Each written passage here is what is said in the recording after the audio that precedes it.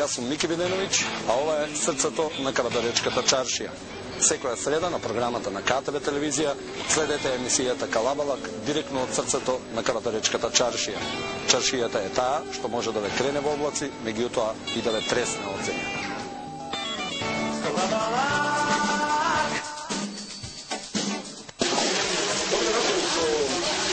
Серијалот наречен Калабалак нешто излага на Калабалак некои интересни градски факти. Нема да имаме некои факти, они национални дечките на истина на секата ни сјадот да личи таква една професија. Една година од Кавадарче во Кавадаречкиот театар.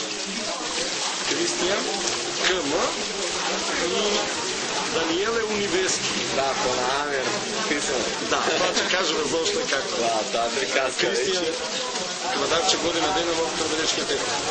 Ајде им кажем да луѓе што е Кавадарче. Кавадарче представува веб портал на Кишијата, официјален веб портал на Кишијата, кој што се занимава со секојдневниот живот на Кишијата. Значи, во него може да следиме секакви информации, секакви случувања и секакви настави. Значи, се што се случува во Кавадарци, оно што вие барем кои успеете да го доводите, на веб порталот го има. Да, се наоѓаме на портал. Политика, музика, спорт. Така? За секој вкус се наоѓа по нешто. Кој е одговорен за оние вицовите?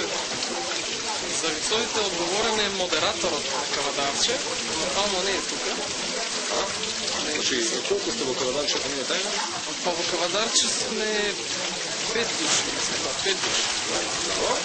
И секој си има своја бранша. Секој си има своја... Ти што си? Значи, јас сум маркетинг агент на Кавадарче. Значи, ти му обезбедуваш плата на овие други. Па, некако така. Аха. А, Даниел, твојот улога во Кавадарче? Девојка за се. Значи, пишувам текстови, сликам, со таа ночен живот, галерија одржавам, спортски настави. Чекай сега. Галеријата вети дека ќе те прашаме, ај ќе кажеме, ама и ти ми вети ќе кажеш случај.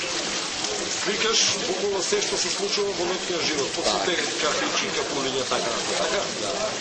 Ти си имали десано некој да ти рече, абе, кај мене да сликаш или да ставиш некоја слика што не треба на сајтот?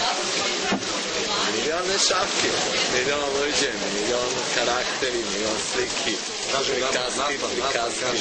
Најинтересно. Случи картичка Кавадарци, полуодрасен гостја. И ми вика, дечко, дојде вамо. На почетку,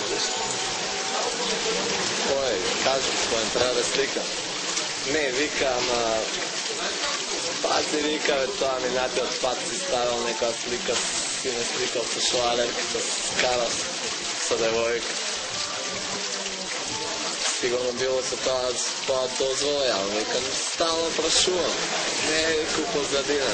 Са што прави, знам многу девојчиња, запознавам со нека. Нека и онака, неа сака, вика, бара причина да се скарам. Те почастили врво тоа што се објавил? Ајде, вика, седи. Па истераве доки 4 савајло. Ама те пиме новата девојка. Нова девојка си пајна човекот таа вечер и... Значи, такви случаи? Така, Сега кажем вака, ја уредуваш галеријата, пишуваш текстови, а почесто вака и за спортот? Почесто. Или најчесто за спортот? Не. Значи се покриваат теше актуелно град. Што би се случувало на културен план, да има помош до Дом на култура од Младијата Донецки. Покриваме се што се случува значи по градот. Политика не е само политика не. Значи нема политика? Политика не. Политика не, јас карам со политика. Не ти, воопшто мислам да на Кавадарче. Не, политика на Кавадарче нема да се. Може само во вид. Да, може во вид ако некој црвениц, ако мене ми тегне. А значи ти измислиш тamo да вид. Да. Понекој па чеј, мада не ми објавуват. Мисля луцат да не се форсирал многу и не ми става. А се вака. Не се подпишувам да текстови. Да не ме натепат уште некој. Да објасниме од каде тоа Даниеле Унивески.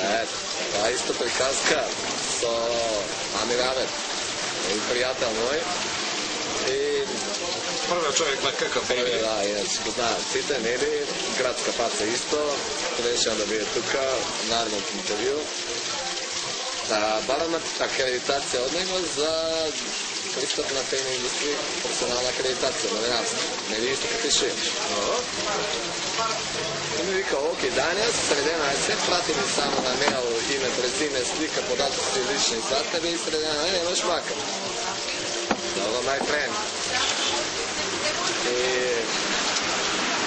вземи си акредитацијата од работена од Пени. И да вземам акредитацијата, бизнес се става на вратот медичеве за новинар спортски. Гледам Унивески Даниеле и ще една градска личност ја спомнал Блажо Бандата и ни вика кај си ви израелец од Литванија. Што ли израелец од Литванија?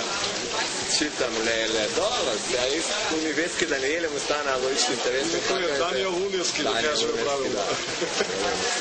Е сега, се завртивме на спорт, да го чепнеме него за спорт, малко, може? Не е многу криснен по спортот, по музичка, не по музика, ама да имаш и музички, спортски, жички, а малко повече си по спорт. Имаш легендарен Дело, важно Линкорти, Любче Коскаров, спортно западно, Чичко. Сега рекохме, не си толкова музиката, повече си по спорт. Това од Дело изграна, Чичко те влече. Повече там всичко ме влече. Сега, предно ако правим младък, има ли шанси да се... Имаше најаве, дека нема да би добие во Бунко Каров, но дека ќе биде тиквешки легенди, по често да Бунко Каров на Влажо Малинков, на Начо Чорбески. Имаме шанси, еве Кавадарче, по своја помощ да се случи на света това. Значи, јас се интересирам и сакам да направам турнир за мојот дело, така да ќе не се заставам турнир за Бунко Каров. Tu imam non-stop информации значи од општината. Тие велат дека сакат да организираат турнири, се уште разговарам со нив. Тие го имаат последниот збор. Јас ќе дадам и Кавадарче 100% од нас, ако може да се организираат турнири и се крене фудбал на некој повисоко ниво во Кавадарци, бидејќи последниот години многу изумет, вече си нема фудбал. Даниеле, по кошарката си по футбол? Не, ја по кошарката цел живот фудбалер, ја кошаркар ставам. Добро, беше гол, да не се откаже. Не се откаже, ја. Повреди, повредното те натера, шо сега? Тоа нели... Иако ја ќе кажам, Јас сакам да кажам. Беше... Она пак тикна. Е, така. И сакам животна желба ми е, имам утакмица прва, втора и трета лига, сакам четврта лига да една утакмица да избранам, ама орцата што е Шанкер туку у Павлу, брана у ФК Марни, не сака една утакмица да ми даде да избранам и оваа прилика користам да го искарам него. И да го замолам да една утакмица на лажна да треба да избранам за мој чеј пат четврта лига да имаме утакмица. Колку гола имаш до него? Па, много е, кој чи има. Нали имаш од него? И тоа е, има до 20 може. До 20, да. До 20 може, а? Да. Ајде сега кажи јавно зошто прекина кариера. Кариерата, па много да ще прекина таа кариера заради тиквеш, заради некои луѓе од тиквеш, заради некои фактори тамо што некои луѓе што прават нешто, сака да прават нешто, а не знаат што и они прават. И дека не се изчистат тие луѓе од тамо, нема уште долго да имат да утоварат. Ајде да кажем, сега реки 80 нас, да речеме, мојчниот живот и тие случувања, нарече би се буквално и тема кај на сајтот. Има ли го Кавадарци мојчен живот? Може, ја да кажам, јас знај за тоа. Ти специјално не специјалист. Само ја морам да кажам една